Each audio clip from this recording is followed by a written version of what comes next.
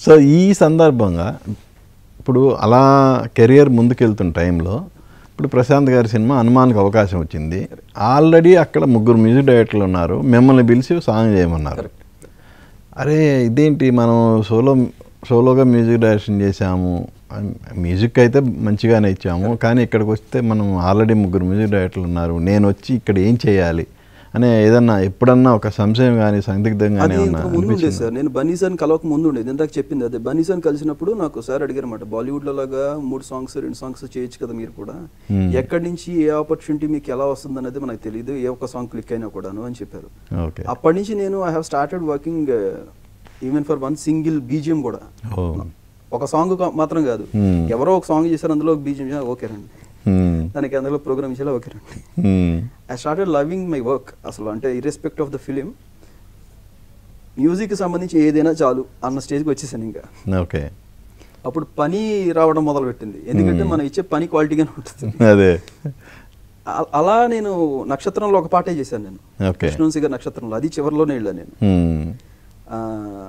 అలా కొన్ని ఫిలిమ్స్, సుడిగాలల్లే అని చెప్పేసి ఒక పాట ఉంటుంది సార్.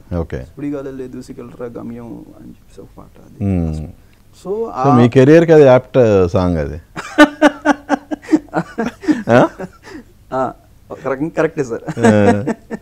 ఓర్పుగా ఉంటూ నేర్చుకుంటూ అని చెప్పేసి మంచి మంచి లిరిక్స్ ఉంటాయి, బాలాజీ గారు రాశారు, చాలా మంచి లిరిక్స్ సార్ అందులో కూడా. ఓకే, సో ఇందులో సాంగ్ చేశారు, అలాగే వచ్చాను సార్. ఒక పాటైనా నాకు ఏం ఇబ్బంది లేదు, ఒక పాటగానే వచ్చాను నేను, వచ్చి కలిశాను.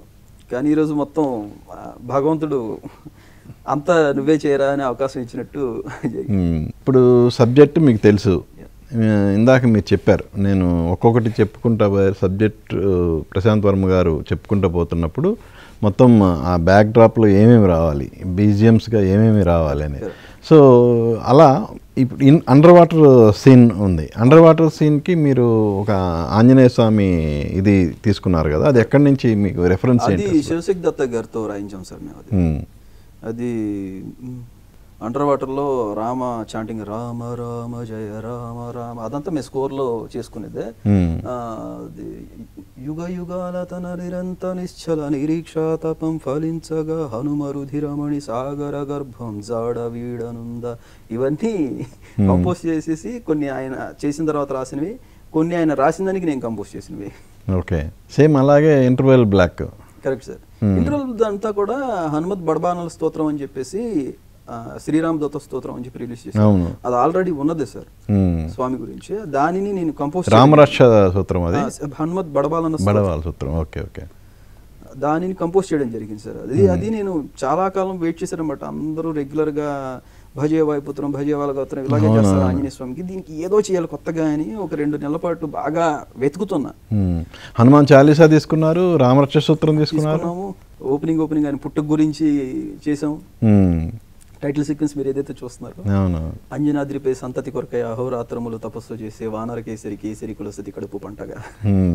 ఓకే, దీనికి ఏంటి మీరు ప్రశాంత్ వర్మ గారికి ఏమన్నా 2-3 రెఫరెన్సెస్ ఏమైనా ఇచ్చారా, లేదంటే ఆయన మీకు ఫ్రీడమ్ ఇచ్చేసి నువ్వు చేసుకొని రా అని చెప్పారు? ఎలా మ్యూచువల్గా జరుగుతుంది సార్ ఇది, మ్యూచువల్గా. ఇప్పుడు నాకు అంజనాద్రిపై సంతతి కొరకై అనేది ప్రశాంత్ సార్ రాయించేశారు.